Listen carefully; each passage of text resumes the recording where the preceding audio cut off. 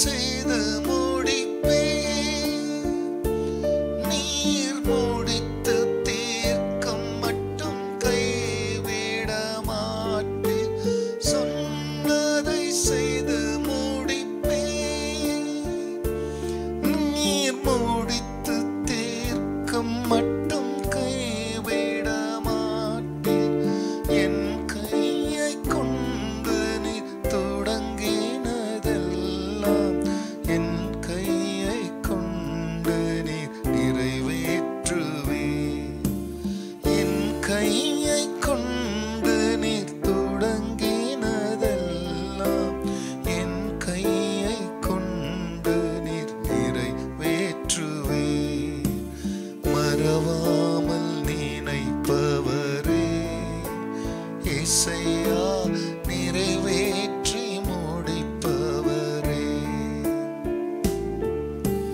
மறவாமல் நினைப்பவரே இசையா நிறைவேற்றி முடிப்பவரே. கர்த்தருடைய பரிசுத்த நாமத்திற்கு இந்த காலை வேளையிலே மகிமை உண்டாகட்டும். ஆண்டவராகிய இயேசு கிறிஸ்துவ நாமத்தில் வாழ்த்துக்கள். கிருபையும் சமாதானமும் உங்களுக்கு பெருகுவதாக.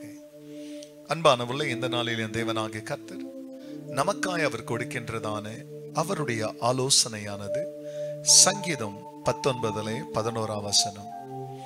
அன்றியும் அவைகளால் உமது அடியேன் எச்சரிக்கைப்படுகிறேன், அவைகளை கை கொள்கிறதினால் மிகுந்த பலனுண்டு. அன்பானவர்களே, கடந்த வாரம் முழுவதும் நாம் சங்கீதம் 19:7 10 வசனம் வரைக்கும் தியானித்தோம். இன்றைக்கு 11ஆம் வசனத்தை கேட்கிறோம்.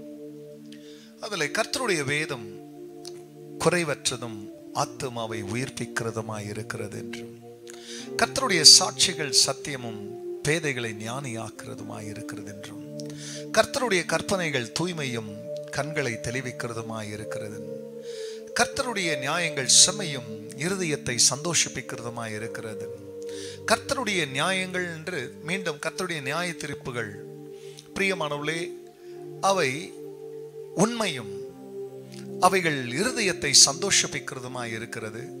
கர்த்தருக்கு பயப்படுகிற பயம் சுத்தமும் என்றைக்கும் நிலைக்கிறதுமாய் இருக்கிறது என்று சொல்லி இவ்வளவு காரியங்களையும் சொல்லி கீழே சொல்லுகிறார். அவைகள் பொன்னிலும் மிகுந்த பசும் பொன்னிலும் விரும்பப்படத்தக்கதும் தேனிலும் தேன் கூட்டிலிருந்து ஒழுகும் தெளி தேனிலும் மதுரமுள்ளதுமாய் இருக்கிறது என்று சொல்லி இவைகளை கை கொள்கிறதினால்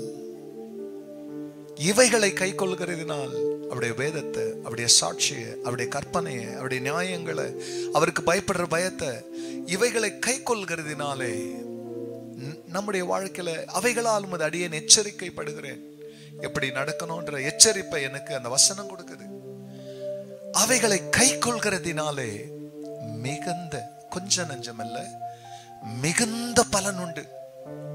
இன்னைக்கு உங்க வாழ்க்கை தேவனால் பலன் பெற்ற, தேவ வசனத்தினால் பலன் பெற்ற வாழ்க்கையாய் இருக்க வேண்டுமேனால் கர்த்தருடைய வசனம் உங்களை நடத்தட்டும், கர்த்தருடைய வசனம் உங்களை எச்சரிக்கட்டும், கர்த்தருடைய வசனமே உங்களை வழி நடத்துமேனால் அதே வசனத்தினாலே நீங்கள் கொஞ்ச நஞ்சமல்ல மிகுதியான அதிக பலனை அடைவீர்கள்.